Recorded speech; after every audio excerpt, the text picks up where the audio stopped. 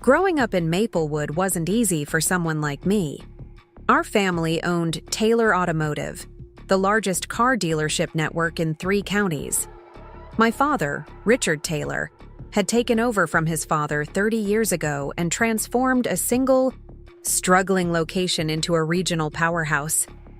From the moment my brother Daniel could walk, Dad had him sitting on his shoulders during sales meetings, attending auto shows, and learning the family business. "This will all be yours someday," Dad would tell him while I stood nearby, apparently invisible despite my desperate attempts to show interest. I wasn't like my brother, outgoing, loud, and naturally comfortable with the backslapping salesman demeanor that seemed to come with the Taylor name. I was quieter, more analytical, always watching from the corners, noticing patterns in customer behavior, spotting inefficiencies in the business model. When I was 14, I created a spreadsheet analyzing which types of vehicles moved fastest through our inventory and which sat gathering dust. I spent weeks compiling the data, color-coding the results, and preparing my presentation. The morning I planned to show Dad my work, I woke up early and put on my nicest clothes. I found him in his home office reviewing the previous month's sales reports. "Dad, I've been working on something I think could help the business," I said, clutching my folder. He barely looked up. "Not now, Rebecca. Daniel just landed the Henderson Fleet deal. We need to finalize the paperwork." Later became tomorrow. Tomorrow became next week. And eventually, my analysis gathered dust in my desk drawer, never seen by anyone. My mother Jennifer tried in her way to bridge the gap between me and my father. "He just doesn't understand you, sweetheart," she'd say after another dinner where Dad and Daniel dominated the conversation with business talk while I silently pushed food around my plate. "Give him time." But time only seemed to widen the distance. By high school, I had accepted my position in the family hierarchy. Daniel was the heir apparent, and I was an afterthought. The tensions at home made school my sanctuary. While Daniel had been the popular athlete with mediocre grades, I thrived academically. My calculus teacher, Mr. Harmon, noticed my aptitude for numbers and suggested I join the business club. "You have a mind for strategy," he told me after I won the state-level business simulation competition. For once, someone saw value in the very qualities my family overlooked. The trophy from that competition sat on my bedroom shelf, a silent testament to abilities no one at home acknowledged. Dad hadn't attended the awards ceremony. He and Daniel were at a car auction in Cincinnati. Mom came alone, clapping enthusiastically, but later apologizing for Dad's absence. "It's just a busy time at the dealership," she explained. It was always a busy time at the dealership. Our house itself reflected the family dynamic. The walls were covered with photographs of Daniel in his football uniform, Daniel at car shows with Dad, Daniel shaking hands with the mayor at a business association dinner. My academic certificates were confined to my bedroom, my achievements rarely, making it to the family narrative. The summer before my senior year brought another painful reminder of my place in the family. Dad announced a celebratory dinner for Daniel's promotion to sales manager at the newest dealership location. At 22, youngest manager in the company's history, Dad boasted, ordering champagne for the table, even getting permission for me to have a glass despite being underage. "To the future of Taylor Automotive," Dad toasted, his arm around Daniel's shoulders. I smiled and raised my glass with everyone else, but inside I was screaming. What about my future? Did anyone care about my plans, my ambitions? That night, I lay awake staring at my ceiling, wondering if I would ever matter in my father's eyes. The next day, seeking escape from the suffocating atmosphere at home, I biked to the local library. As I browsed the business section, a job posting caught my eye, part-time administrative assistant at Palmer Financial Services. On impulse, I jotted down the information. Eleanor Palmer's office was located in a converted Victorian house on Maple Street, its elegant facade a stark contrast to the sleek modernity of Taylor Automotive's showrooms. I prepared meticulously for the interview, researching the company, practicing answers to potential questions, and wearing my most professional outfit, a navy skirt and blazer purchased for debate club competitions. The moment I entered Eleanor's office, something felt different. Unlike the frenetic energy of my father's dealerships, the atmosphere here was calm but purposeful. Eleanor herself, a striking woman in her 60s with silver hair and penetrating blue eyes, conducted the interview with quiet intensity. "Your resume is impressive for someone your age," she remarked, studying the document. "Perfect grades, business club president, internship at the local bank last summer. Why do you want to work here?" The question was standard, but something in her direct gaze made me abandon my prepared answer. "Because it's not Taylor Automotive," I admitted, immediately regretting my honesty. To my surprise, Eleanor laughed, a warm, genuine sound. "Richard Taylor's daughter, aren't you? I know. Your grandmother Catherine well. We've been friends for decades." The connection startled me. "You know Grandma?" "Bridge club, charity board, investment group. Catherine and I go way back," Eleanor explained. "She's mentioned you several times, says you have a head for numbers like she does." The revelation that Grandma had spoken about me positively to her friends was both surprising and comforting. In our extended family, Grandma Catherine was the quiet force everyone respected but few truly knew. That she had noticed me, that she saw something in me worth mentioning to others, felt like validation I hadn't realized I was starving for. I got the job. 3 afternoons a week after school and Saturdays, I worked at Palmer Financial, initially, doing basic administrative tasks, filing, answering phones, preparing client folders. But Eleanor quickly recognized I could handle more. Within a month, she had me organizing client financial documents and preparing preliminary analyses for her review. "You have an eye for patterns," she observed one afternoon as we reviewed a client's investment portfolio. "You noticed the inconsistency in their quarterly returns before I pointed it out." I shrugged, uncomfortable with praise I rarely received. It just stood out to me. "That intuition can't be taught," Eleanor said. "It can be refined, directed, but the underlying ability to see what others miss, that's innate." Working with Eleanor opened my eyes to a world beyond car sales and profit margins on vehicle warranties. Her clients ranged from local small business owners to retirees with complex investment portfolios, each with unique financial needs and goals. Eleanor approached each case with the same careful attention, explaining her reasoning to me as we worked. "Financial planning isn't just about making money," she told me. "It's about understanding what people value, what security means to them, what legacy they want to leave. The numbers are just tools for building the life they envision." At home, I said little about my job. Dad assumed I was building my resume for college applications. Mom was just happy I was getting out of the house more. Neither asked much about what I actually did at Palmer Financial. Daniel teased me occasionally about playing secretary when he wasn't too busy telling stories about his latest sales. Success. Grandma Catherine, however, asked detailed questions during our Sunday afternoon teas, a tradition we'd maintained since I was small. "Eleanor tells me you've quite a talent for analysis," she mentioned casually during one such visit. "Says you've reorganized her entire client filing system and spotted a tax opportunity she almost missed." I blushed, both pleased by the recognition and surprised by the communication between the two women. "She's been teaching me a lot." Grandma nodded thoughtfully. "Eleanor built that business from nothing after her divorce." "Did you know that? Started with just 3 clients at her kitchen table. Now she manages millions in assets." I hadn't known that.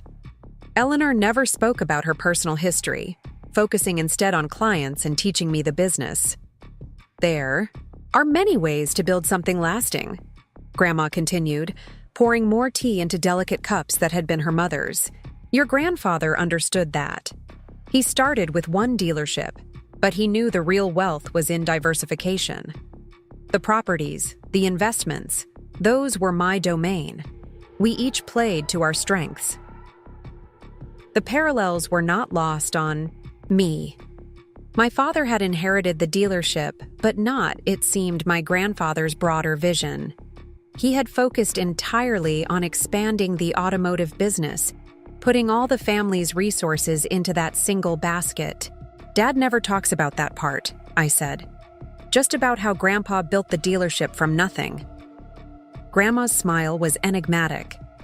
Men often remember what confirms their own choices. Charles was proud of the dealership, certainly, but he was equally proud of our investment strategy. Without both, the Taylor name wouldn't mean what it does today. That conversation stayed with me, reshaping my understanding of our family legacy. The business wasn't just the dealerships. It was the financial acumen behind them, the strategic investments, the diversification that created true security. The very skills I was learning from Eleanor were as much a part of the Taylor inheritance as the ability to sell cars.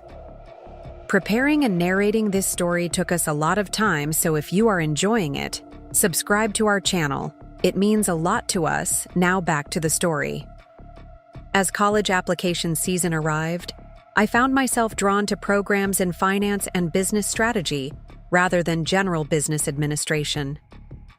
Eleanor reviewed my essays, offering insights on how to position my experience at her firm.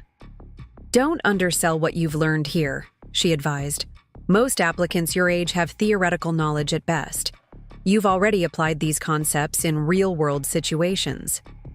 When my acceptance letter from State University arrived, including a merit scholarship that would cover half my tuition, I was ecstatic. State had one of the best finance programs in the region, with connections to major firms in Chicago and beyond. This was my ticket to a future defined by my abilities rather than my family's expectations. I waited until dinner to share the news, hoping for at least a moment of recognition. Mom had prepared my favorite meal, lasagna, though I suspected that was coincidental rather than celebratory. I got accepted to State University, I announced during a rare lull in Dad and Daniel's conversation about a difficult customer, with a merit scholarship. That's wonderful, honey, Mom said immediately, reaching across to squeeze my hand. Dad nodded vaguely. State's got a decent business program. Could be useful if you decide to join the dealership after graduation. I'm not planning to, I began, but Daniel cut me off. Speaking of difficult customers, wait until you hear about this guy who came in trying to negotiate with printed pages from TrueCar. I told him, those numbers don't include the regional transportation fee or the market adjustment.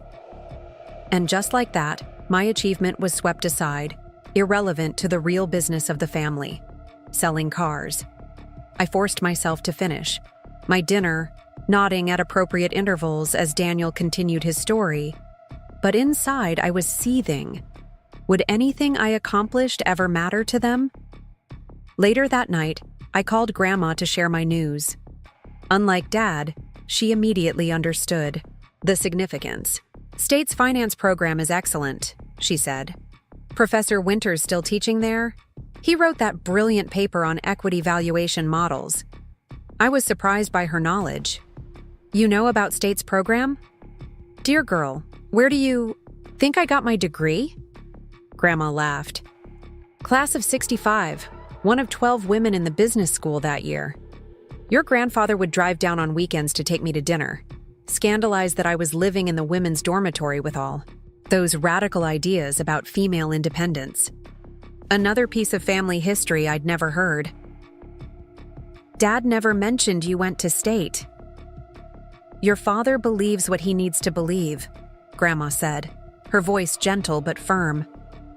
That women are meant for supporting roles, that business acumen is a masculine trait, that the dealership is the beginning and end of the Taylor legacy.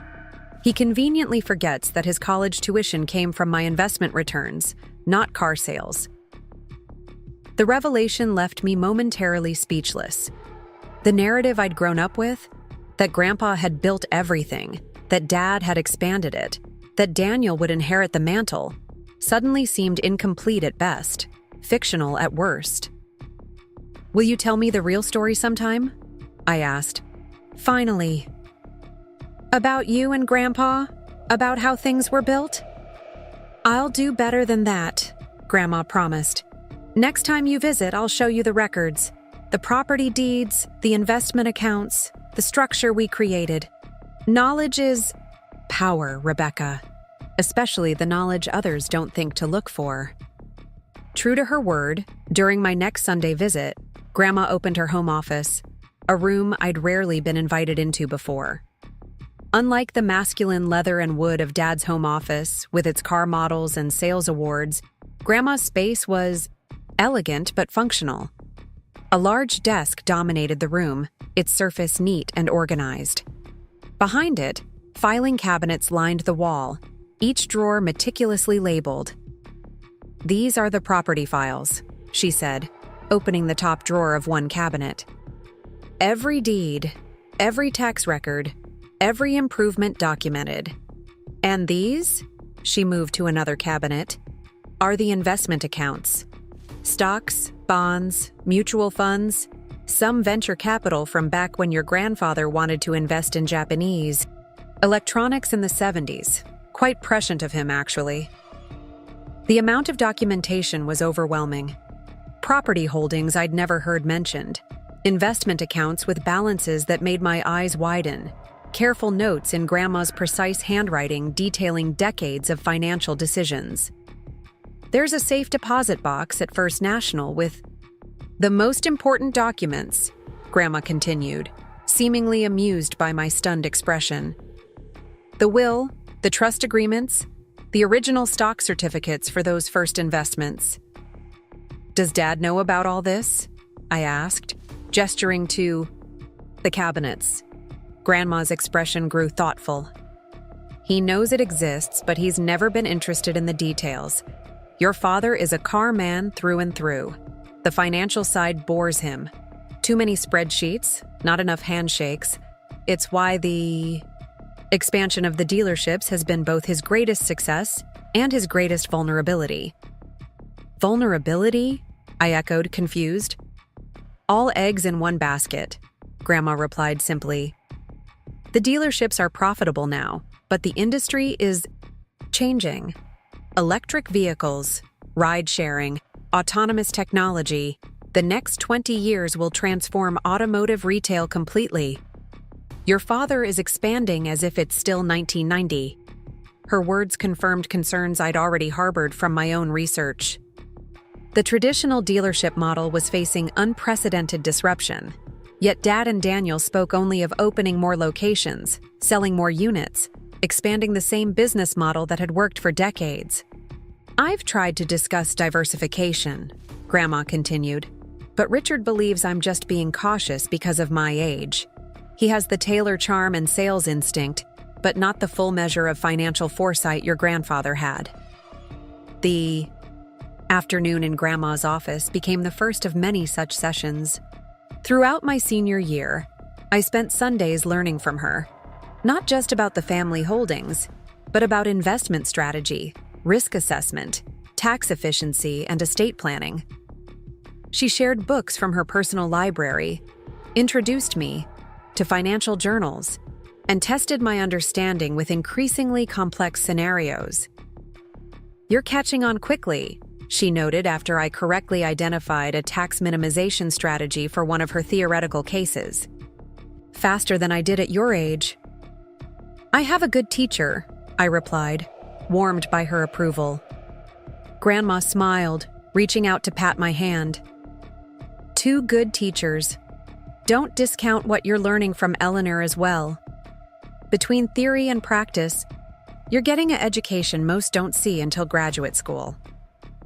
At Palmer Financial, Eleanor had indeed been steadily increasing my responsibilities.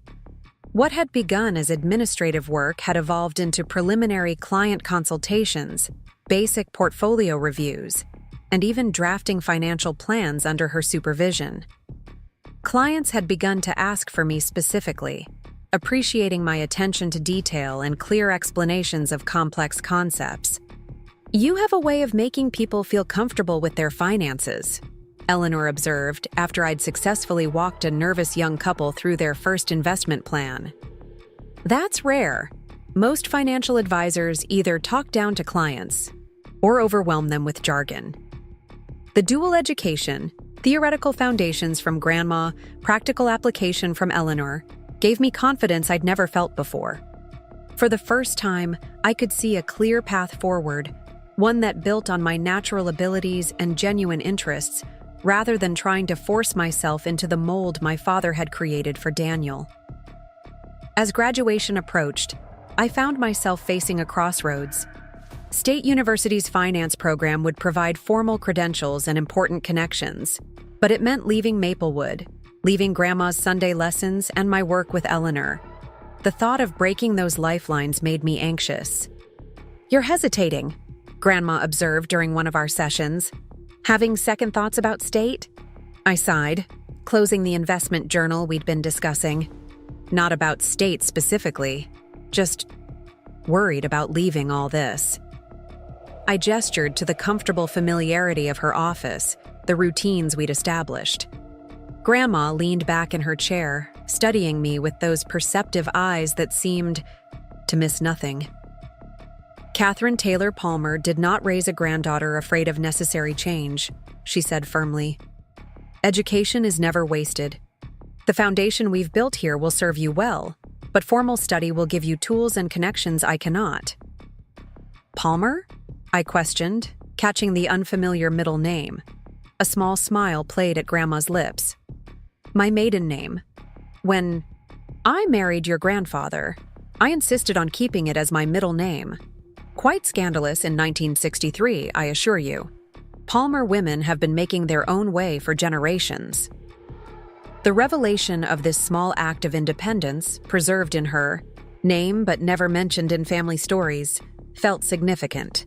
Another piece of Grandma's history deliberately overlooked in the narrative my father had constructed. "What if I'm not ready?" I admitted, voicing my deeper fear. "What if I'm not as good at this as I think I am?" Grandma's expression softened. "Doubt is natural, but don't let it paralyze you. I wasn't ready when I took over the family finances after your grandfather's heart attack in 1985. Eleanor wasn't ready when her husband left her with a half-finished accounting degree and 2 children to support. Ready is a luxury few women in business ever get to feel." Her words struck a chord. Throughout my life, I'd waited for permission, for recognition, for someone to tell me I was good enough. Perhaps it was time to stop waiting.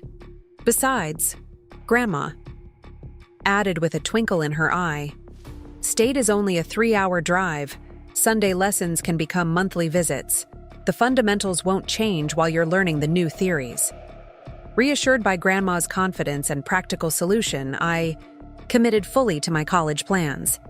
The summer between high school and college became a time of intensive preparation. I continued working at Palmer Financial, now handling client meetings independently while Eleanor supervised from a distance. At home, I maintained a polite but increasingly distant relationship with Dad and Daniel, who were consumed with the grand opening of their third dealership location. Mom, perhaps sensing the growing divide, made more effort to connect, asking about my work and college plans. "I always knew you were smart," she said one evening as we washed dishes together, Dad and Daniel having retreated to the den to discuss business. "But watching you these past few years, you've become so confident, so focused. I wish your father could see it." "He could see it if he wanted to," I replied, more sharply than intended. Mom sighed, setting down the dish towel. "Your father sees the world in certain ways. The dealership is everything to him, his father's legacy, his own achievement, Daniel's future. It's hard for him to understand someone choosing a different path." "I'm not choosing a different path," I corrected. "I'm following the other half of the family legacy, Grandma's half, the half no one talks about." Mom's expression suggested this perspective had never occurred to her. "I suppose that's true. Catherine always was the one handling the finances beyond the dealership. Handling them? Mom, she built them. The investment portfolio, the property holdings. Grandma created as much of the family wealth as Grandpa did with the dealership. The revelation seemed to unsettle her. For a moment, I glimpsed what it might be like to be my mother, married to a dominating personality like Dad, accepting the narrative he presented, never questioning the gaps or inconsistencies. I never really thought about it that way, she admitted finally. Your father always spoke about the business as Charles's creation.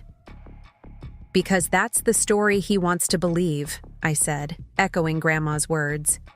It's easier than acknowledging that the woman quietly balancing the books was as instrumental as the man selling cars on the lot. That conversation marked a subtle shift in my relationship with Mom. She began asking more questions about my work at Palmer Financial, about what I was learning from Grandma. Though she never challenged Dad directly, I sensed her developing a new appreciation for the path I was choosing. The week before I left for college, Grandma invited me to her house for a special dinner, just the two of us. She had prepared my favorite foods and set the formal dining table with her best china and silver. A celebration, she explained, pouring sparkling cider into crystal glasses. For new beginnings. After dinner, she led me into her study and unlocked a drawer I hadn't seen her open before. From it, she removed a small velvet box and a sealed envelope. 2 gifts for your journey, she said, passing them to me. 1 practical, 1 sentimental. The envelope contained a cashier's check for an amount that made me gasp. Grandma, this is too much. The scholarship covers half my tuition, and I've saved from working. She held up a hand to stop my protests. This isn't for tuition. This is your starting investment capital. Your grandfather gave me a similar sum when I finished my degree. I turned it into the foundation of our investment portfolio. But I don't know enough yet to... You know more than most starting investors, Grandma interrupted firmly. And you'll learn by doing. Make mistakes with small amounts now, learn from them, and you'll be better prepared for larger decisions later. Overwhelmed by her confidence in me, I carefully set the envelope aside and opened the velvet box. Inside lay an elegant silver pendant on a delicate chain, a design I recognized immediately as the Palmer family crest. This was my grandmother's, Grandma explained, her voice softening with memory. She gave it to me when I left for college, to remind me of where I came from and who I was, even as I was becoming someone new. The weight of the pendant in my palm felt significant. Not just the physical weight of silver, but the weight of history, of women who had charted their own courses against the expectations of their times. I'm not a Palmer, I said softly, though my fingers had already closed around the precious object. You are in all the ways that matter, Grandma replied. In your independence, your analytical mind, your quiet determination. Names change, but legacy flows through actions and choices, not just blood and legal documents. As she fastened the pendant around my neck, I felt a connection to something larger than myself, a lineage not emphasized in family stories, but no less real for its omission. When you face challenges, Grandma continued, and you will face many, remember that you come from a line of women who never settled for the roles others assigned them. Your great-grandmother ran the family farm alone for 3 years when her husband went to war. My mother managed a department store when most women couldn't get bank accounts without their husband's signatures. I built an investment portfolio that doubled the value of your grandfather's business achievements.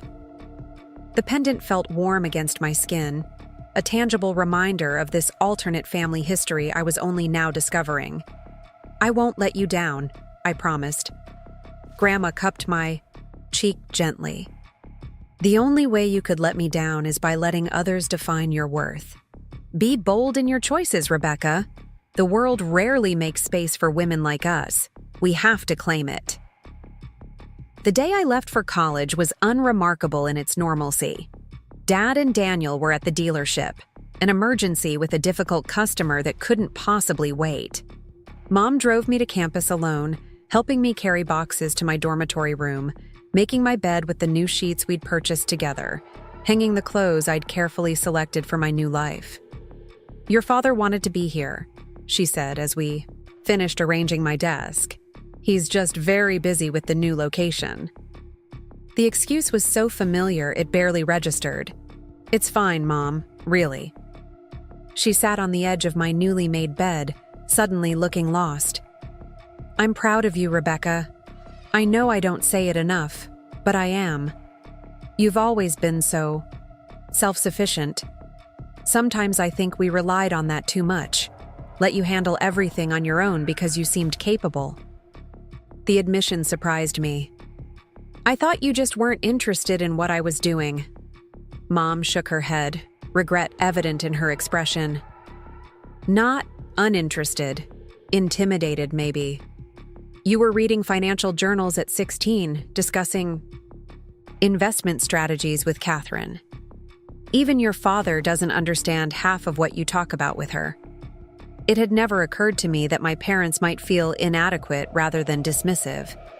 The possibility didn't excuse years of being overlooked, but it offered a new perspective on the distance between us. "Maybe you could visit sometimes," I suggested. "Without Dad and Daniel, we could have lunch, just us." Mom's face brightened. "I'd like that, very much." After she left, I arranged the last of my belongings, textbooks stacked neatly on the shelf, laptop positioned on the desk, Grandma's pendant hanging from a small jewelry stand by my bed. As I surveyed my new space, I felt both trepidation and exhilaration. For the first time, I was truly on my own, free to define myself without the shadow of Taylor Automotive looming over me. That evening, I called Grandma to let her know I was settled. "The finance department reception is tomorrow," I told her. "Professor Winters is speaking, the one you mentioned." "Martin Winters," Grandma said, satisfaction evident in her voice. "Tell him Catherine Palmer Taylor says hello. He'll remember me from the Alumni Investment Council." I promised I would, marveling again at the connections Grandma had maintained that no one in the family seemed aware of. "Remember what we discussed," she added before we ended the call. "Observe first, then strategize, then act. University is as much about the networks you build as the knowledge you gain." "I will," I assured her, comforted by the familiar advice. "Sunday calls instead of Sunday lessons?" "I'll be waiting by the phone," Grandma confirmed. Palmer women adapt to changing circumstances. As I prepared for bed that first night away from home, I touched the silver pendant on my nightstand, drawing strength from its connection to the past. I was Rebecca Taylor, daughter of Richard, granddaughter of Charles, but also granddaughter of Catherine, protege of Eleanor, heir to a legacy of women who had quietly built fortunes while men took credit for them. It was time to write my own chapter in that hidden history. The finance program at State University proved even more rigorous than I had anticipated. Professor Winters, a formidable presence with his booming voice and penetrating questions, demanded excellence from every student. When I delivered Grandma's message after the department reception, his stern expression transformed into genuine warmth. "Catherine Palmer Taylor," he repeated, shaking his head in amazement. "One of the sharpest minds to ever come through this program. You're her granddaughter? Well, now I understand your exceptional application essays. The analytical approach is remarkably similar." The comparison to Grandma both pleased and intimidated me. I have a lot to live up to. Professor Winters studied me thoughtfully. "Don't try to be Catherine. Be the best Rebecca Taylor you can be. Though," he added with a small smile, "if you've inherited even half her financial intuition, I expect great things from you." That conversation set the tone for my university experience. I threw myself into my studies with a determination born of years feeling overlooked. My background with Grandma and Eleanor gave me an advantage in many classes. Concepts other students struggled to grasp were already familiar to me from practical application. I maintained my Sunday calls with Grandma, discussing my coursework, sharing insights from my professors, asking her opinion on investment theories I was learning. With her encouragement, I began carefully investing the capital she had provided, starting with conservative index funds but gradually venturing into selected stocks and bonds as my confidence grew. Mom kept her promise to visit, driving up one Saturday a month for lunch and shopping. Without Dad and Daniel dominating the conversation, we developed a new relationship. Not quite friends, but more equal than we had ever been. Everything changed the summer before my senior year when I took a part-time job at my grandmother's friend's small bookkeeping firm. Ms. Eleanor Palmer had built her business from nothing after her divorce 30 years earlier. Unlike my father, Eleanor noticed my analytical abilities immediately. "You have a gift for seeing the story behind the numbers," she told me after I helped reorganize her client filing system within my first week. Not everyone can do that. Under Eleanor's guidance, I discovered my passion for financial analysis and business operations. I started taking business classes at school, excelling in ways that surprised even me. Eleanor became the mentor I'd always craved, seeing potential in me that my own family missed entirely. "Your father is selling Fords," she once told me with a wink. "But you, Rebecca, you're building rockets." When college application season arrived, I applied to the business program at State University, 3 hours away from Maplewood. The night I received my acceptance letter with a partial scholarship, I gathered my courage and announced it at dinner. "That's nice," Dad said distractedly, before immediately turning to Daniel to discuss a new promotion they were planning. My mother squeezed my hand under the table, a small gesture of congratulations that only highlighted how little my achievement registered in our household. Daniel, 2 years older and already working full-time at Taylor Automotive, laughed. Later that evening, "Business school. What for? You know you're not getting the dealerships, right? That's always been my thing." The casual cruelty of his dismissal burned, but it also hardened something inside me. That night, I made a decision that would shape the next 5 years of my life. My grandmother, Catherine, was the only person who truly celebrated my college. Acceptance. Grandma had never been directly involved in the family business, but everyone knew she was the shrewdest financial mind in the family. Her late husband might have started the first dealership, but it was her careful investment of the profits that had built the foundation for my father's expansion. "I've watched you grow up overlooked," she told me over tea in her beautiful Victorian home on Elm Street, the house she'd purchased herself with her first major investment returns. "But sometimes being underestimated is the greatest advantage you can have." She wrote me a check for the remainder of my tuition that day, making me promise only one thing: build something that's truly yours, Rebecca. Something they can't ignore or take from you. I left for college with that promise burning in my heart.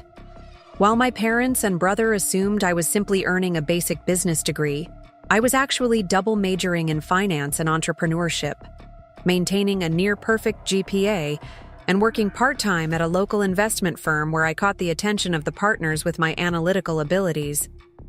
Every break when I returned home, the pattern remained the same. Dad and Daniel would dominate conversations with dealership talk, barely asking about my studies. Mom would fret about whether I was eating enough or making friends. And I would swallow my resentment, knowing that every dismissive comment was fueling my determination. During my junior year, I secured a prestigious summer internship with Blackwood Financial in Chicago. The position normally went to Ivy League students, but my application analysis of market trends in the automotive industry had impressed the hiring committee. I returned home to share the news, only to have my father wave it off. "That's fine for now, but don't get too comfortable there. Once you graduate, there might be an opening in our accounting department if you're interested." The assumption that I would come work for them, in a support role, obviously, after years of being relegated to the sidelines was almost laughable. I smiled tightly and said I'd consider it, knowing I would sooner work anywhere else in the world. My relationship with Grandma Catherine deepened during my college years. Unlike my parents, she asked thoughtful questions about my studies and career aspirations. We spoke weekly, and during semester breaks, I would spend hours at her house, often bringing my coursework and projects to discuss with her. She showed more interest in my financial models and business case studies than my father had ever shown in anything I'd done. During my senior year, Grandma's health began to decline. Heart problems, the doctors said. Nothing immediately life-threatening, but concerning enough that she began putting her affairs in order. "I'm not planning on going anywhere soon," she assured me during one of our calls. But I like to be prepared. 2 weeks before my graduation, she called with news. "I've updated my will," she said matter-of-factly. "I want you to know that I've left you my house and a portion of my investments." I tried to protest, but she cut me off. "You have vision, Rebecca. You've shown me your business plans. I want to give you the foundation to build something meaningful." I graduated summa cum laude with job offers from 3 financial firms. I accepted a position with Blackwood in Chicago, turning down my father's half-hearted offer to find a place for me at Taylor Automotive. The look of surprise on his face when I politely declined suggested he had never seriously considered I might choose another path. For the next 2 years, I excelled at Blackwood, earning promotions and building my reputation in the industry. I lived frugally, saving every penny I could while developing a business plan for my own financial consultancy, focusing on operational efficiency for mid-sized businesses. The culmination of everything I'd learned from Eleanor, my education, and my work experience. I stayed in touch with Grandma, visiting whenever I could. Her health stabilized, though she moved a bit slower.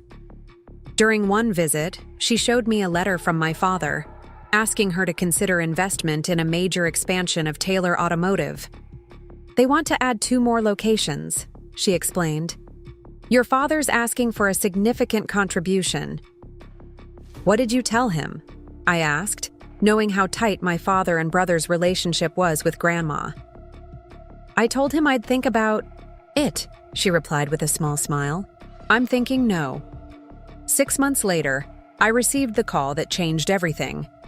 Grandma had suffered a major heart attack. I rushed home to Maplewood, arriving at the hospital to find my family already there. Dad and Daniel were huddled in conversation outside her room, while Mom sat quietly nearby. Grandma survived, but the doctors were clear. Her heart had sustained significant damage. She was transferred to a care facility for recovery, with an uncertain prognosis for returning home. During those difficult weeks, I took leave from my job to stay in Maplewood, visiting her daily. Dad and Daniel returned to the dealership after just a few days, citing business demands. "They're expanding too quickly," Grandma confided during one of our visits, her voice weaker but her mind still sharp. "The market's changing. Electric vehicles, ride-sharing, they're not adapting. I've tried to tell Richard, but he and Daniel are convinced their way is the only way." As Grandma's health improved slightly, the family gathered for a dinner at my parents' home to discuss her care and finances. That's when Dad dropped the bombshell. "Mom's going to need ongoing care," he began solemnly. "The house on Elm Street, it makes sense to sell it. The proceeds can cover her medical expenses and anything left can go toward the business." I nearly choked on my water. "Sell Grandma's house? Has anyone asked her about this?" Dad's expression hardened. "She's in no condition to manage a property anymore. It's the practical solution." "What about her will?" I asked, trying to keep my voice steady. She told me she had specific wishes for her estate. Dad and Daniel exchanged glances. "We've discussed this with Mom," Dad said carefully. "Given the circumstances, we're adjusting some of those plans.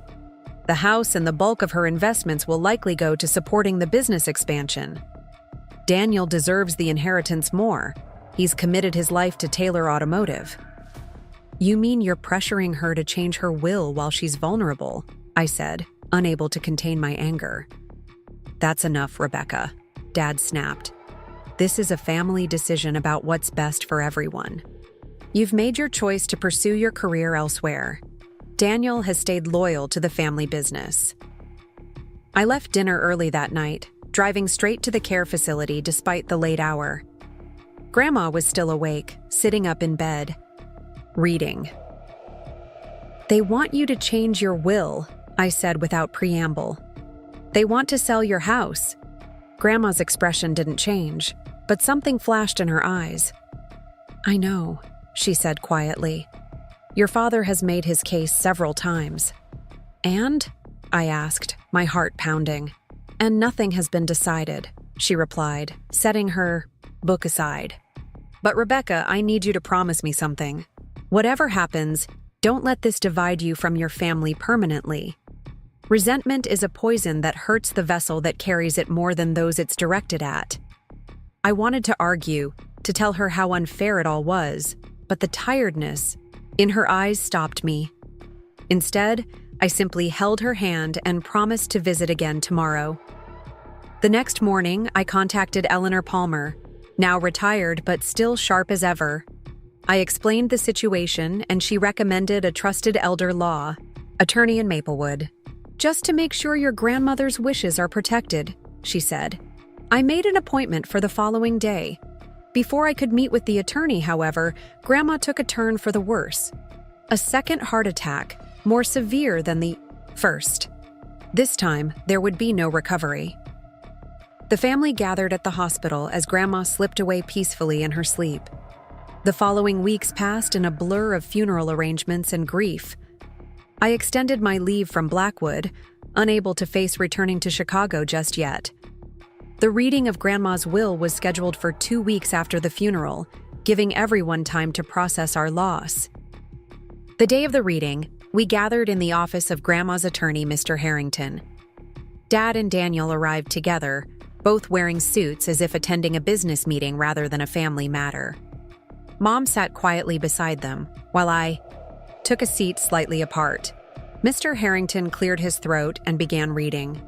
The will started with standard bequests, jewelry to my mother, some collectibles to family friends. Then came the substantial parts. "To my son Richard, I leave the sum of $100,000 and my collection of family photographs," Mr. Harrington read. Dad shifted in his seat, clearly expecting more. "To my grandson Daniel, I leave the sum of $100,000 and my late husband's pocket watch collection." Daniel's face darkened. This was clearly not what they had anticipated. "To my granddaughter Rebecca," continued Mr. Harrington, "I leave my house on Elm Street, the remainder of my investment portfolio, and the following letter to be read privately." The silence in the room was deafening. Finally, Dad spoke, his voice tight. "There must be some mistake. Mother and I discussed the business needs. She understood the importance of—" "I assure you, Mr. Taylor," interrupted the attorney, "there is no mistake. This will was updated and notarized 3 days before your mother's passing. She was of sound mind and very specific about her wishes." Daniel stood abruptly. "This is ridiculous. I've devoted my life to the family business while Rebecca ran off to Chicago. How could Grandma do this?" I remained silent, stunned by the revelation. I had known Grandma intended to leave me something, but not this. Not essentially her entire estate. "Furthermore," Mr. Harrington continued, unperturbed by the outburst, "Mrs. Taylor left explicit instructions that the house on Elm Street cannot be sold for at least 5 years after her passing, nor can the investment portfolio be used to fund Taylor Automotive or any related businesses during that time." Dad's face had turned an alarming shade of red. "We'll contest this," he said flatly. Mother wasn't thinking clearly at the end. "That would be ill-advised," replied Mr. Harrington. "Mrs. Taylor underwent 2 separate cognitive assessments before finalizing this will, specifically to prevent such challenges. Additionally, I have video documentation of her stating her wishes and explaining her reasoning." It was checkmate, delivered in the polite language of legal proceedings. Outside the attorney's office, Dad finally addressed me directly. "What did you do?" he demanded. "How did you manipulate her into this?" The accusation stung, but I kept my composure. I didn't manipulate anyone. Grandma made her own decisions. "Your brother deserves that inheritance," he insisted. "He's the one carrying on the family legacy While I what, Dad?" I interrupted. "While I graduated top of my class, built a career, and visited Grandma weekly? When was the last time either of you spent more than an hour with her that wasn't about the business?" Mom placed a restraining hand on Dad's arm. "Richard, not here," she murmured. He shrugged her off but turned away. "This isn't over," Daniel called as they walked to their car. "Enjoy playing house in Grandma's place for now." I collected the letter from Mr. Harrington and drove to what was now my house on Elm Street. The beautiful Victorian stood just as it always had, dignified and welcoming. Inside, everything remained exactly as Grandma had left it. The antique furniture, the books lining the study walls, the faint scent of her perfume lingering in the air. In the study, I opened Grandma's letter with trembling hands. "My dearest, Rebecca," it began. "If you're reading this, I've moved on to whatever comes next. Don't grieve too much. I've had a wonderful life, made all the better by having you in it. You're wondering why I've left you the bulk of my estate. The answer is simple. Because you'll do something meaningful with it. Not because you're my favorite, though I admit I've always felt a special kinship with you, but because you have vision. The investment portfolio is substantial enough to give you options. You could continue your career in Chicago, using this as security. Or you could launch that business you've been planning. The one you showed me detailed projections for last Christmas. Whatever you choose, I know it will be thoughtful and purposeful. As for the house, I couldn't bear the thought of it being sold to fund an expansion I believe is unwise. Your father and brother are good men, but they're blinded by tradition and ego. The automotive industry is changing faster than they're willing to admit. I've left them each a sum that's generous, but not enough to fund their expansion plans. This isn't punishment, it's protection. The business needs to evolve, not expand. And now, some grandmotherly advice. Don't let bitterness consume you. Your father and brother may lash out initially, but given time, they may come to understand. If they don't, that's their burden to carry, not yours. Build something beautiful, Rebecca.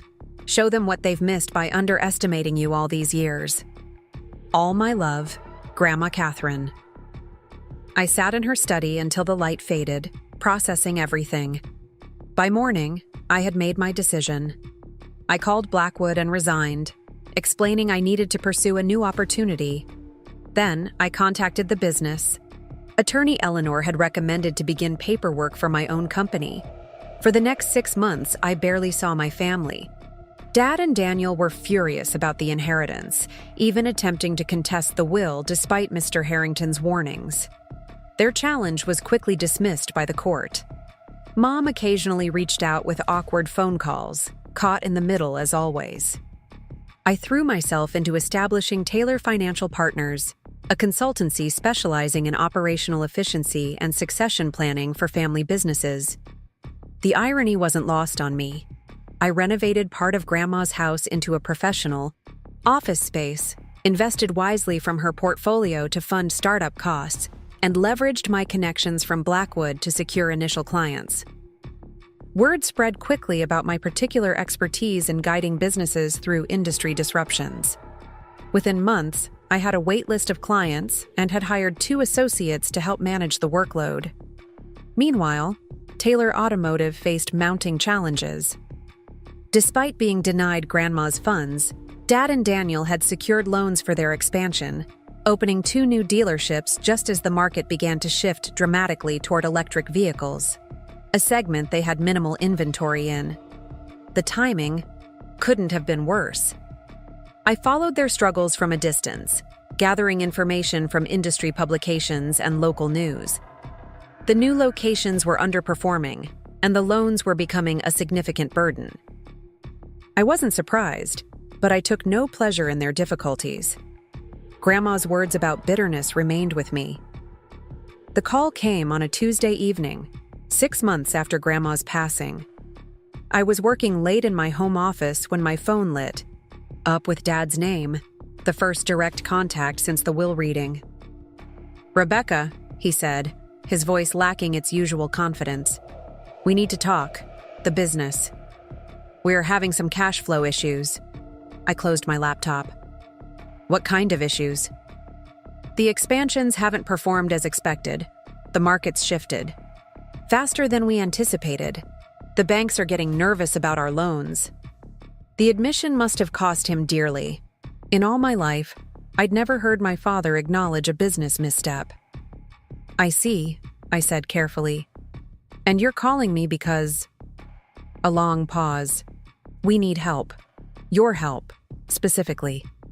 Daniel saw an article about your company in the Business Journal.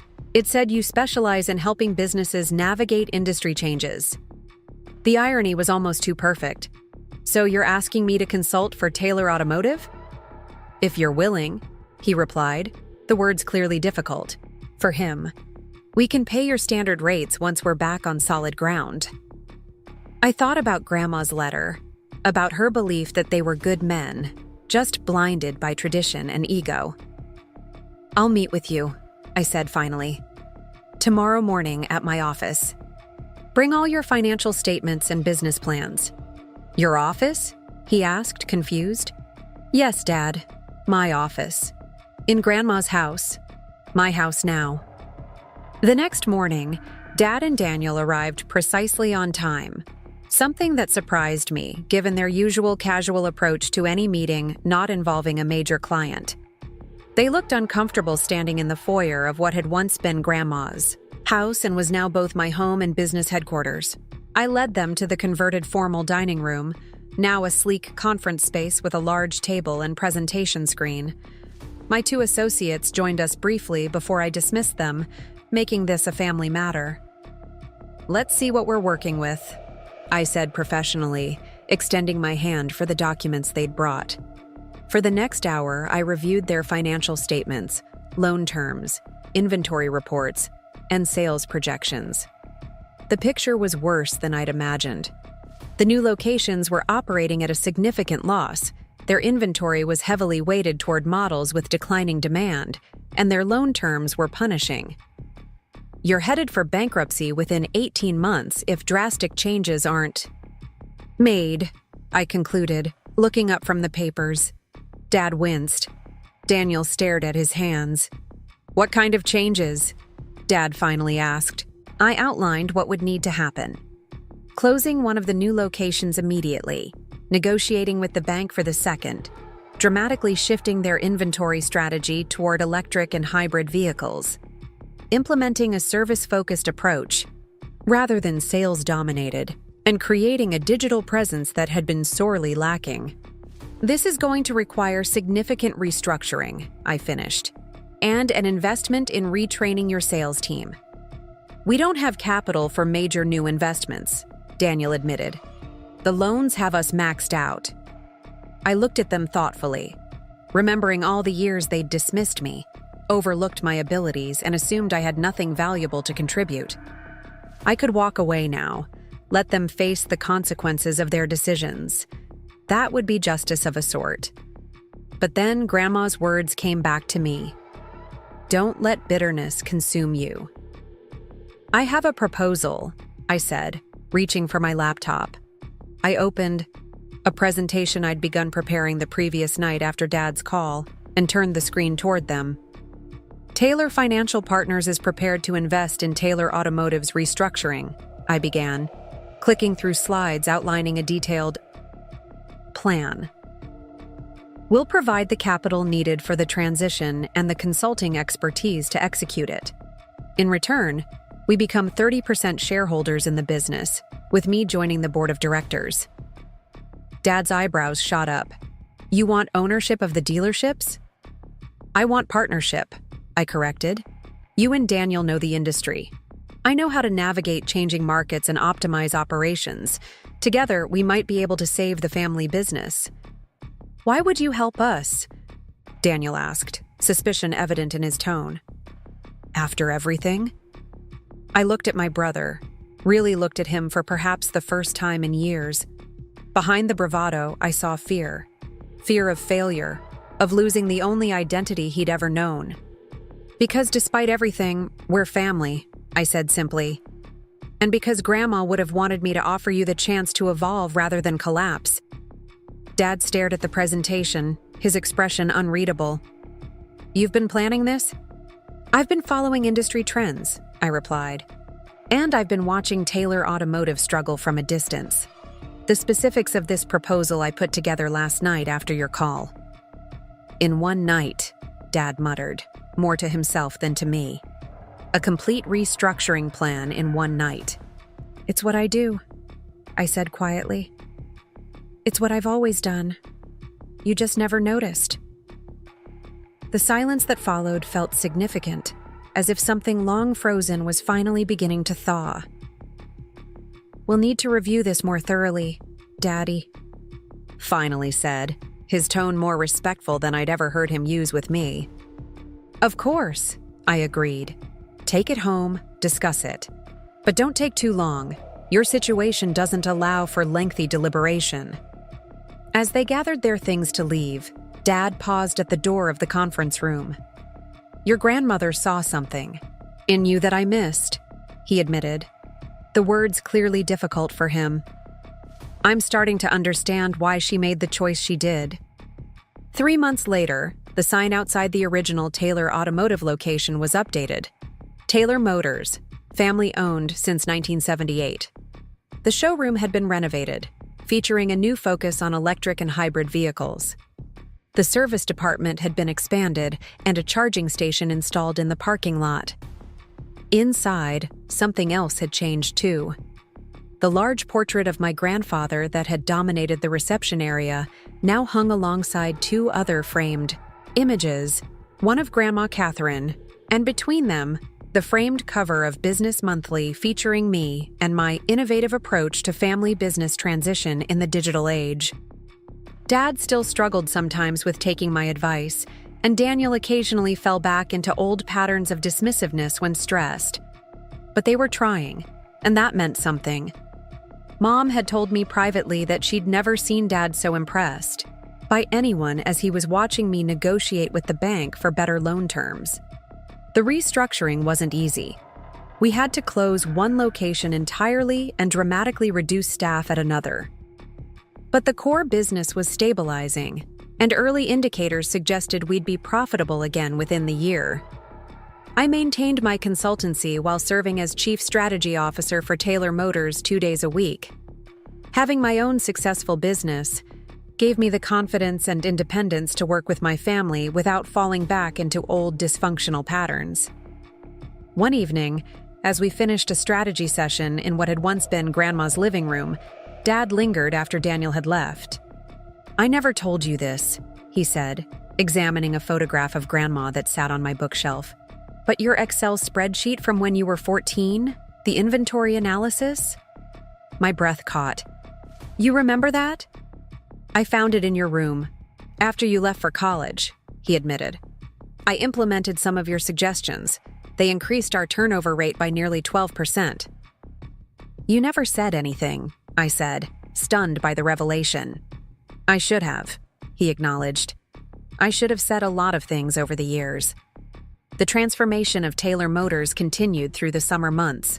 Under my guidance, we reduced our traditional advertising budget by 60%. Redirecting those funds toward digital marketing and targeted customer outreach. Daniel initially resisted this move, certain that abandoning the radio and newspaper campaigns our customers were accustomed to would devastate sales. People expect to hear our jingle on their morning commute, he insisted during one particularly heated meeting. It's been part of their lives for decades. The data doesn't support that assumption, I countered, pulling up the analytics dashboard I'd implemented. Our website traffic from digital ads is generating 3 times the qualified leads at 1/4 the cost. Meanwhile, we can't accurately measure how many people are even hearing those radio spots. Dad, who had been quietly observing our debate, surprised us both by weighing in on my side. The car business isn't about nostalgia, Daniel. It's about results. If Rebecca's methods are bringing in more customers for less money, that's what we need to be doing. Daniel's expression tightened, but he didn't argue further. Later that day, I found him in his office, poring over the marketing analytics reports I'd shared earlier. Need any help understanding those? I offered, trying to keep my tone neutral rather than condescending. He glanced up, looking momentarily embarrassed to be caught studying. Maybe, he admitted. All these terms, bounce rate, conversion path, attribution model, they might as well be in Greek. I pulled up a chair beside him. It's just a different language for the same basic concepts you already understand. Think of website visitors like people walking onto the lot. Bounce rate is how many leave immediately without looking at any cars. Conversion path is the journey from initially noticing an advertisement to actually making a purchase. As I walked him through the basics of digital marketing metrics, I was reminded of all the times I had wished someone would take the time to explain the automotive terms that Dad and Daniel had tossed around so casually at dinner. Invoice pricing, holdback, floor planning. They had never considered that I might need basic concepts clarified before I could contribute meaningfully to those conversations. This actually makes sense when you put it that way, Daniel acknowledged when we'd finished reviewing the reports. I've been avoiding this stuff because I felt stupid asking basic questions. There's nothing stupid about not knowing things you've never been taught, I replied, thinking of my own steep learning curve when I'd first started exploring the family business financials with Grandma. The only stupid move is refusing to learn. A small smile touched his lips. Is that a dig at me and Dad for all those years? Maybe a little, I admitted, returning his smile to soften the words. But I'm guilty of it too. I never asked you to explain the dealership terminology I didn't understand because I didn't want to appear ignorant. Pride is a family trait, he observed wryly, along with stubbornness. And adaptability. When we finally stop fighting it, I added. That conversation marked another subtle shift in my relationship with Daniel. He began stopping by my office with questions about the digital marketing strategy, customer relationship management software, and other modernization efforts. I, in turn, started shadowing him on the sales floor occasionally, observing the personal connections he built with customers, an art form I had never fully appreciated before. As August turned to September, the first quarterly results from our restructuring efforts became available. The numbers were promising.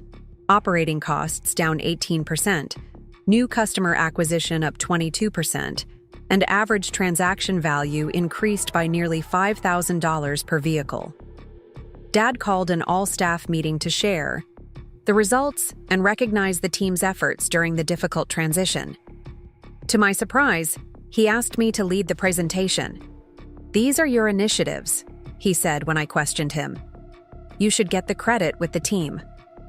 Standing before the assembled employees, many of whom had initially viewed me with skepticism or outright resentment when I joined the leadership team, I felt a momentary hesitation. These people had known me since childhood, had watched me grow up as Richard's quiet daughter or Daniel's bookish sister. Would they accept my authority now? 3 months ago, we faced a critical decision, I began, meeting their gazes directly. Continue down a path that was becoming increasingly unsustainable, or reinvent ourselves for a changing market. Thanks to your flexibility, hard work, and willingness to learn new approaches, we chose reinvention. As I walked them through the results, highlighting specific contributions from various departments, I saw the shift in their expressions, from polite attention to genuine engagement, from skepticism to cautious optimism. This is just the beginning, I concluded. The automotive industry will continue to evolve, and so will Taylor Motors. But today's results prove what I've always believed, that this business has the foundation, the expertise, and most importantly, the people to thrive through that evolution. The applause that followed wasn't merely courteous, it was enthusiastic. Afterward, several longtime employees approached me with ideas for further improvements, speaking to me as a respected leader rather than the owner's daughter who had swooped in from Chicago with fancy business theories. Dad watched these interactions from across the room, a thoughtful expression on his face. Later, as we walked to our cars, he broke a comfortable silence. "You're good with the team," he observed. "Better than I expected." "What did you expect?" I asked, genuinely curious. He considered the question carefully. "I thought you'd be technically competent, but distant, too focused on spreadsheets and projections to connect with the people." "Like Grandma?" I suggested, remembering how her analytical approach had sometimes been misinterpreted as coldness by those who didn't know her well. "No," Dad replied, surprising me. "Your grandmother understood people profoundly. That's what made her such a good investor. She could see beyond the numbers to the human factors driving business decisions. I just never realized you had inherited that ability too." The comparison to Grandma, delivered as a genuine compliment rather than a skeptical comparison, warmed something in me that had been cold for a very long time. That evening, relaxing on the porch of my Victorian home with a glass of wine, I reflected on the past 3 months. The transformation wasn't complete. Far from it. We still faced significant challenges, particularly in transitioning our service department to handle the increasing complexity of electric and hybrid vehicles. The loan payments for the remaining expansion location continued to strain our cash flow, though the renegotiated terms had provided some breathing room. Yet something fundamental had shifted. For the first time in my memory, I felt truly part of the family business, not as an afterthought or a token presence, but as an essential contributor whose ideas and abilities were valued. The realization brought both satisfaction and a strange kind of grief for all the years lost to misunderstanding and mutual dismissal. My phone buzzed with a text from Eleanor. "How about lunch tomorrow? Eager to hear how the family partnership is working out." I smiled, typing back my agreement. Throughout this transition, Eleanor had remained a steadfast supporter and sounding board, her decades of experience helping family businesses navigate succession issues proving invaluable. At 72, she had officially retired from active client work, but her mind remained sharp as ever, and her perspective on the complicated dance of family and business dynamics had helped me navigate several particularly difficult conversations with Dad and Daniel. The next day, meeting Eleanor at our favorite cafe, I found myself sharing not just the business successes, but the personal transformations that were perhaps even more significant. Daniel actually asked me to conduct a training session for the sales team on electric vehicle features and benefits.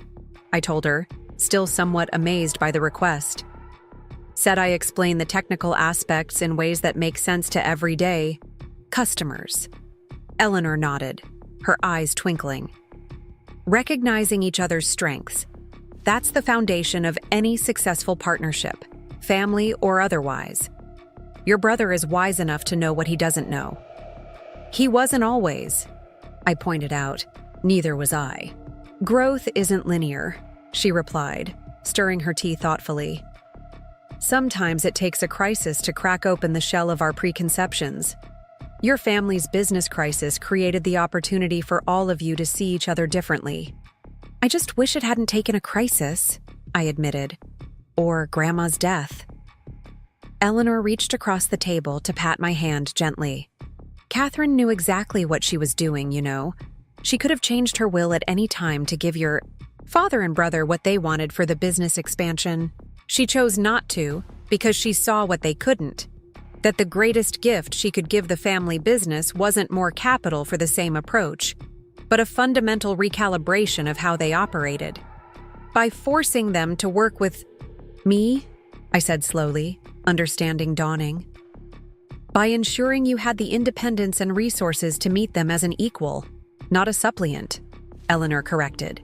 If she had simply told Richard and Daniel to listen to you, they would have nodded politely and continued exactly as before. Instead, she created conditions where they had to genuinely consider your perspective. The insight resonated deeply. Throughout my childhood and early adulthood, I had interpreted Grandma's quiet support as a private matter between us, her recognition of talents the rest of the family ignored. Now, I began to see it as something more strategic, more purposeful. "You think she planned this all along?" I asked, trying to reconcile this calculation with the warm, loving grandmother I had known. Eleanor laughed softly. "Catherine Palmer Taylor didn't leave things to chance, my dear. She made careful investments in you, just as she did with her financial portfolio. Consistent deposits of knowledge, confidence, and perspective, with the expectation of significant returns over time. The inheritance was simply the final investment, timed for maximum impact." As I drove back to the dealership, Eleanor's words echoed in my mind. Had Grandma truly been playing such a long game? The countless chess matches, the financial discussions, the careful documentation of her investment strategies, all preparing me for this moment when the family business would need exactly the skills she had helped me develop? The thought was both comforting and slightly unsettling. I had always believed our special relationship was based on natural affinity and shared interests. The idea that it might have also served a strategic purpose in Grandma's vision for the Rye family's future added a layer of complexity to my memories. At the dealership, I found Dad in his office, surrounded by folders of vehicle specification sheets for next year's models. He looked up as I entered, pushing his reading glasses onto his forehead. "I've been reviewing the electric offerings from our manufacturers," he said, gesturing to the papers. "Still not convinced about these range estimates. Customers around here take long trips to the lake in summer, the mountains in winter. Battery anxiety is going to be a major hurdle." "It is," I agreed, taking a seat across from him. "That's why we need to position ourselves as total transportation solutions, not just vehicle sellers. Home charging installation, trip planning, services, loaner programs for those occasional long journeys, building an ecosystem around the purchase." Dad nodded thoughtfully. "Creating new revenue streams to replace the maintenance income we'll lose with fewer oil changes and brake repairs." "Exactly," I said, pleasantly surprised by how quickly he grasped the concept. "The business model is shifting from selling a product to providing an ongoing service relationship." He removed his glasses entirely, setting them on the desk with deliberate care. "Your grandmother tried to tell me something similar 5 years ago, when the first serious electric vehicles hit the market. I dismissed it as premature, told her the technology wasn't ready for mainstream adoption yet." "And now?" I prompted. "Now I wish I'd listened," he admitted. "We'd be ahead of competitors like Westlake instead of playing catch-up." The confession, simple, straightforward, without excuses, caught me off guard. In my lifetime, I had rarely heard my father acknowledge a mistake, particularly one of strategic significance. "We're not too late," I assured him. "The market's still in early adoption. Most dealerships are where we were 6 months ago, minimizing the transition, hoping it will somehow slow down." Dad gestured toward the papers strewn across his desk. "So help me understand what I'm looking at here. If we're going to rebuild this business around electric vehicles, I need to understand them as well as I understand combustion engines." For the next 2 hours, we worked through the technical specifications, pricing strategies, and competitive positioning of the various electric models our manufacturers were planning for the upcoming model year. Dad asked incisive questions, took detailed notes, and occasionally challenged my assumptions, not dismissively, as he might have in the past, but with thoughtful skepticism that forced me to better articulate my reasoning. As our impromptu session wound down, he leaned back in his chair, a pensive expression crossing his face. "You know, this reminds me of how your grandfather taught me the business. Sunday afternoons in his office, reviewing inventory reports, discussing market trends. He was patient with my questions, never made me feel stupid for not immediately understanding something." The parallel struck me powerfully. In all our years of strained relationship, it had never occurred to me that Dad might see glimpses of his father in me, just as I saw elements of Grandma in myself. "I wish I'd known him better," I said quietly. Grandpa Charles had died when I was only 5, leaving me with just a few fragmented memories of a tall man with a booming laugh who always had peppermints in his pockets. "He would have appreciated your analytical mind," Dad said with unexpected gentleness. Behind the salesman persona, he was methodical, detail-oriented. The filing system he created for tracking inventory and customer preferences was revolutionary for its time. All handwritten on index cards, but comprehensive enough that we didn't improve on it until computerized databases came along. This image of my grandfather contradicted the mythology I'd grown up with. The charismatic founder whose natural sales ability had built the business from nothing. "You never talked about that side of him," I observed. Dad's expression grew contemplative. "I suppose I emphasized the parts of him I most identified with, the public-facing, relationship-building aspects. Your mother has commented more than once that I've done the same with my children, recognizing in Daniel the qualities I value in myself, overlooking in you the qualities that remind me of aspects of my father I never fully appreciated." The insight was startling in its self-awareness. "When did you realize that?" "Honestly, when I saw you present to the staff this morning, the way you broke down complex information, anticipated their questions, addressed concerns before they were even voiced. It was exactly how my father would handle difficult announcements. I suddenly saw him standing there beside you, and it was like pieces of a puzzle finally fitting together." The conversation ventured into territory so personal, so previously unacknowledged, that I hardly knew how to respond. For years I had craved recognition from my father, only to find now that part of his blindness to my abilities stemmed from his own complicated relationship with his father's legacy. "I wish we'd had this conversation years ago," I said finally. "So do I," he agreed simply. "But I might not have been ready to hear it then. Sometimes we need to be humbled before we can truly listen." As I drove home that evening, the autumn sunset painting the sky in vivid oranges and purples, I found myself contemplating the generational patterns that had shaped our family business. Grandpa Charles, the methodical planner behind a salesman's facade. Grandma Catherine, the strategic investor whose quiet influence had built as much of the family wealth as the more visible dealership operations. Dad, who had emphasized the sales aspects of the business while neglecting the analytical foundation. Daniel, following in Dad's footsteps until forced by circumstance to develop a broader perspective. And me, inheriting Grandma's analytical abilities and investment acumen, but only now discovering the connection to Grandpa's methodical approach that Dad had overlooked. The pattern was not a simple binary of men running the visible business, while women managed the behind-the-scenes finances. It was more complex, more nuanced, abilities and perspectives flowing across gender lines and generations, sometimes recognized and cultivated, sometimes overlooked or deliberately minimized. The realization brought with it a profound sense of belonging, not just to the family business as it existed now, but to a longer lineage of Taylor business acumen expressing itself in different ways across generations. For the first time, I could see my place in that lineage clearly, neither pushed to the margins nor artificially elevated, but organically connected to those who had come before. At home, I found myself drawn to the collection of family photographs Grandma had so carefully preserved. In her study, my study now, albums filled an entire bookshelf, meticulously labeled and arranged chronologically. I selected one from the early days of the dealership, settling into the leather chair to examine images I had seen only occasionally throughout my life.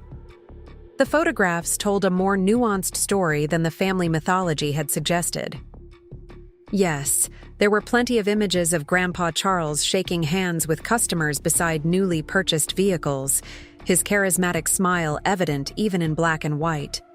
But there were also quieter moments. Grandpa at his desk surrounded by papers, a look of intense concentration on his face. Grandma reviewing what appeared to be financial statements, making notes in the margins. The two of them bent over documents together, clearly partners in strategic planning as well as in life. Most surprising were the candid shots of them with their staff, celebrating sales milestones or gathered for holiday parties. In these images, Grandma was not the peripheral figure I had imagined from family stories, but an active, engaged presence, offering a toast, presenting an award, clearly respected by the team.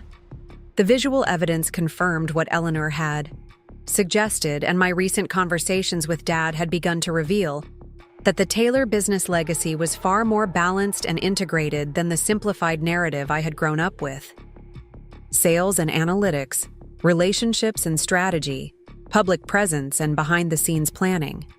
All essential elements working in concert, though not always acknowledged equally in family lore. As I continued through the albums, I found photographs from Dad's early days running the dealership, his proud stance beside the sign when he opened the second location, the ribbon cutting at the third. In these later images, Grandma appeared less frequently in the business context, though she remained a constant presence in family gatherings.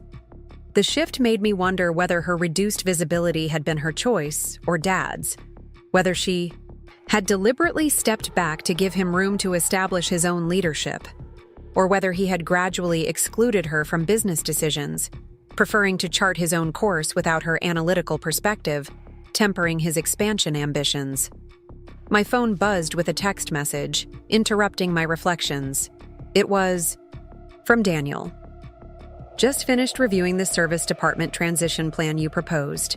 Solid, but missing crucial staffing considerations. Can we discuss over breakfast tomorrow? I have some ideas. The message was so different from our previous patterns of interaction that I had to read it twice. No defensiveness, no automatic dismissal, just a straightforward acknowledgement of the plan's merits, coupled with constructive suggestions for improvement. And most significantly, a request for collaboration rather than a unilateral decision or grudging compliance. Absolutely, I texted back. 7:30 at Maple Street Cafe? Their breakfast bowls are worth the early start. See you there, he replied, adding after a moment, bring the staffing spreadsheet if you have it. I've got some specific people in mind for the EV specialist training. Setting down my phone, I returned to the photo albums with a renewed sense of purpose.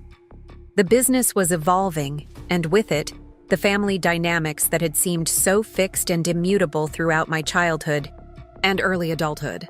Daniel requesting my input, Dad acknowledging his blind spots, both of them increasingly recognizing the value I brought to the partnership. These changes suggested that perhaps the Taylor legacy was not set in stone, but fluid, capable of adaptation across generations. The next morning, arriving early at the cafe, I found Daniel already there, nursing a coffee and reviewing notes on his tablet. He looked up as I approached, offering a smile that lacked the competitive edge I was accustomed to seeing. I ordered you a latte, he said, gesturing to the steaming mug across the table. 2 pumps of vanilla, no foam, right? The fact that he remembered my coffee preference, a minor detail I wouldn't have expected him to notice, much less recall, touched me unexpectedly. Perfect, thanks. As we settled into discussing the service department transition, I was struck by how much Daniel's approach had evolved. Where once he would have presented opinions as indisputable facts, he now offered perspectives supported by specific observations from his time on the service floor. When I suggested modifications to his staffing recommendations, he listened attentively rather than immediately defending his initial ideas. The training timeline is still aggressive, he noted, reviewing the schedule I'd proposed. 8 weeks to get the service team fully certified on all our EV models is pushing it, especially while maintaining normal operations. You're right, I acknowledged. What if we staggered the training in cohorts? 3 groups rotating through the program, with the first cohort helping to train the subsequent groups once they're certified. Daniel considered this, nodding slowly. That could work, especially if we identify the most adaptable technicians for the first cohort, the ones who tend to pick up new systems quickly and communicate well with their colleagues. Exactly what I was thinking, I agreed. You know the team better than I do. Who would you put in that first group? As Daniel named several technicians and explained his reasoning for each selection, I was impressed by his insightful assessment of their individual strengths and learning styles. This was an aspect of the business where his experience and people skills far outstripped my theoretical knowledge, and I told him so. He looked momentarily surprised by the compliment, then thoughtful. You know, we've spent so many years competing for Dad's approval that we never really took the time to understand each other's strengths. I've always envied your analytical abilities, the way you can look at a spreadsheet and immediately spot patterns and opportunities. That doesn't come naturally to me. And I've envied your ease with people, I admitted. The way you can walk onto the sales floor and instantly connect with customers, remember their kids' names and what they're studying in college. I have to work twice as hard for half the rapport. He smiled ruefully. Maybe we were both so busy focusing on what the other had that we never fully appreciated what we brought to the table ourselves. Or what we could accomplish together, I suggested.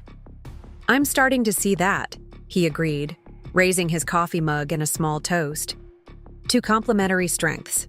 As we continued our breakfast meeting, fine-tuning the service department transition plan and identifying key milestones for implementation, I felt a sense of genuine partnership developing. Not just the formal business arrangement we had, established 3 months earlier, but a deeper recognition of how our different perspectives and abilities could create something stronger than either of us could build alone. By the time we finished, we had a comprehensive plan that addressed both the technical requirements I had emphasized and the human factors Daniel had highlighted. The result was more robust than my original proposal, with clearer pathways for implementation and stronger buy-in from the service team leadership Daniel had consulted informally. This is good work, he said as we gathered our materials to leave. Better than what either of us would have developed independently. That's the point of partnership, I replied. The whole being greater than the sum of its parts. 3 months later, the sign outside the original Taylor Automotive location was updated. Taylor Motors, family-owned since 1978. The showroom had been renovated, featuring a new focus on electric and hybrid vehicles. The service department had been expanded and a charging station installed in the parking lot. Inside, something else had changed too. The large portrait of my grandfather that had dominated the reception area now hung alongside 2 other framed images, one of Grandma Catherine, and between them, the framed cover of Business Monthly featuring me and my innovative approach to family business transition in the digital age. Dad still struggled sometimes with taking my advice, and Daniel occasionally fell back into old patterns of dismissiveness when stressed. But they were trying, and that meant something. Mom had told me privately that she'd never seen Dad so impressed by anyone as he was watching me negotiate with the bank for better loan terms. The restructuring wasn't easy. We had to close one location entirely and dramatically reduce staff at another. But the core business was stabilizing, and early indicators suggested we'd be profitable again within the year. I maintained my consultancy while serving as Chief Strategy Officer for Taylor Motors 2 days a week. Having my own successful business gave me the confidence and independence to work with my family without falling back into old dysfunctional patterns. One evening, as we finished a strategy session in what had once been Grandma's living room, Dad lingered after Daniel had left. "I never told you this," he said, examining a photograph of Grandma that sat on my bookshelf. "But your Excel spreadsheet from when you were 14? The inventory analysis?" My breath caught. "You remember that?" "I found it in your room after you left for college," he admitted. I implemented some of your suggestions. They increased our turnover rate by nearly 12%. You never said anything, I said, stunned by the revelation. I should have, he acknowledged. I should have said a lot of things over the years. As Dad left, I sat alone in Grandma's, my house, thinking about the journey of the past few years. From the overlooked daughter to the family's financial savior, from the girl with a color-coded spreadsheet to the woman whose business advice was sought after across the region. Grandma had been right. The most satisfying victory wasn't making them suffer for underestimating me all those years. It was finally being seen, truly seen, for who I was and what I could contribute. It was transforming their perception not through force, but through excellence they couldn't ignore. 5 years had passed since that pivotal conversation, and Taylor Motors had transformed beyond what any of us had imagined possible. We'd expanded our EV consulting division into a nationally recognized program, helping over 200 traditional dealerships navigate the electric transition. Our flagship location now included a comprehensive energy center offering solar installation, home battery systems, and EV charging infrastructure, a one-stop solution that had doubled our revenue per customer. Daniel had grown into an exceptional leader, heading our retail operations with a perfect blend of traditional relationship building and technological adaptation. Dad had transitioned to chairman emeritus, still offering valuable insights from his decades of experience, but embracing his semi-retirement with fishing trips and time with his grandchildren. My twin 3-year-olds, Emma and Charles, named for Grandma Catherine and Grandpa. Today was a special occasion. The dedication of the Catherine Palmer Taylor Foundation headquarters in downtown Maplewood. Using a portion of the inheritance Grandma had left me, I'd established a foundation focused on 2 causes: supporting women entrepreneurs in male-dominated industries and funding technology education for disadvantaged youth. As I stood at the podium preparing to address the gathered crowd, I caught sight of my family in the front row. Dad, now sporting a distinguished full head of white hair, sat tall and proud. Mom beside him, dabbing at tears she couldn't quite contain. Daniel with his wife Sarah and their young son.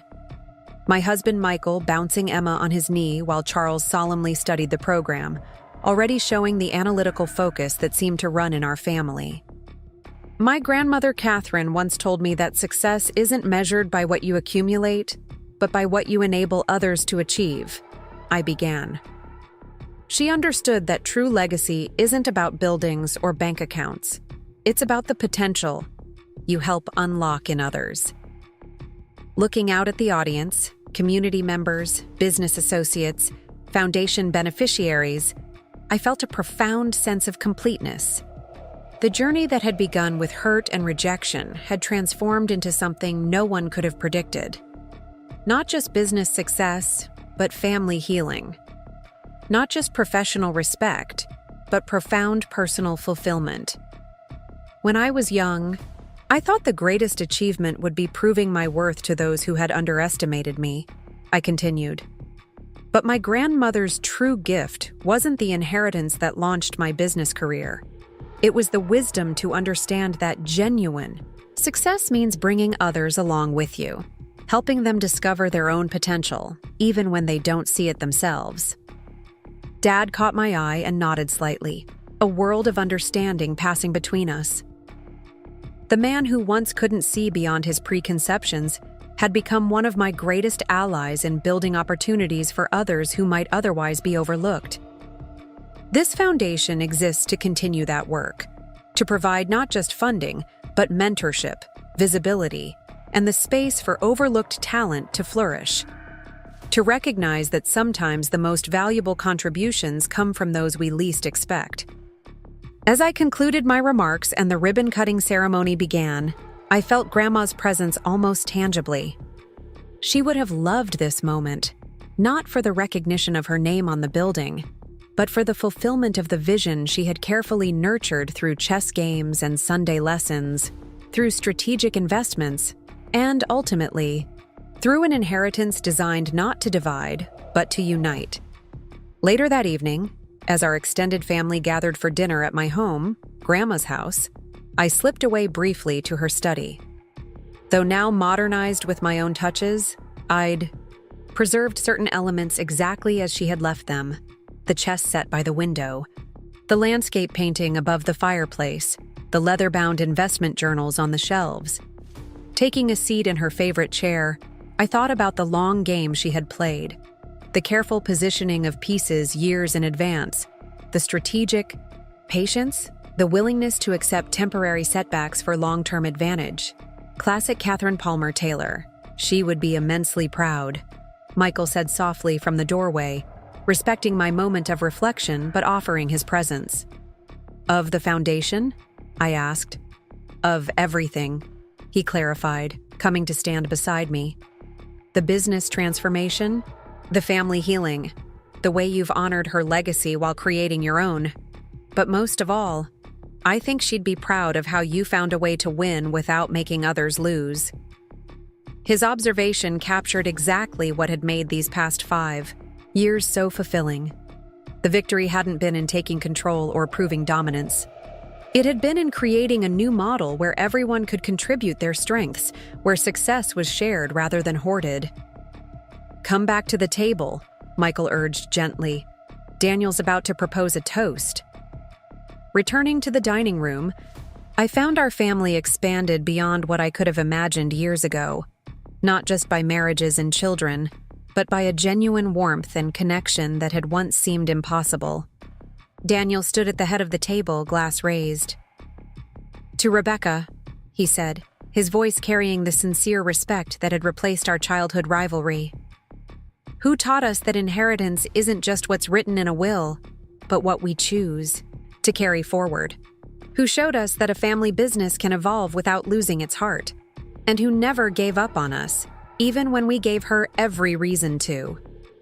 "To Rebecca," the family echoed, glasses raised. As I looked around the table at these people who had journeyed from adversaries to allies, I felt a sense of completion that went beyond professional success or financial security.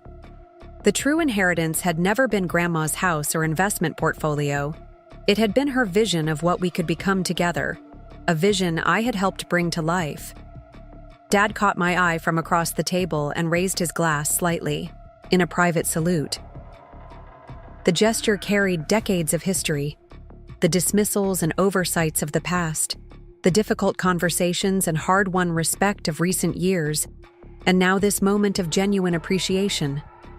I raised my glass in return, acknowledging not just his toast but the full circle we had traveled. "To family," I said simply. "All of us." Later that night, after guests had departed and Michael had taken our sleepy twins upstairs to bed, I found myself drawn once more to Grandma's chess set. I set up the pieces as she had taught me, white and black arranged in their starting positions, potential moves stretching out in countless combinations. "Your move, Grandma," I whispered, a ritual I had maintained through the years when facing important decisions or marking significant milestones. In the quiet of the room, I could almost hear her response. "Well played, Rebecca. The game continues." And it would continue, through the next generation of Taylors now taking their first steps, through the foundation's work empowering overlooked talent, through a family business evolving to meet a changing world. The inheritance had never been about money or property. It had been about possibility, the possibility of becoming more together than we could ever be apart.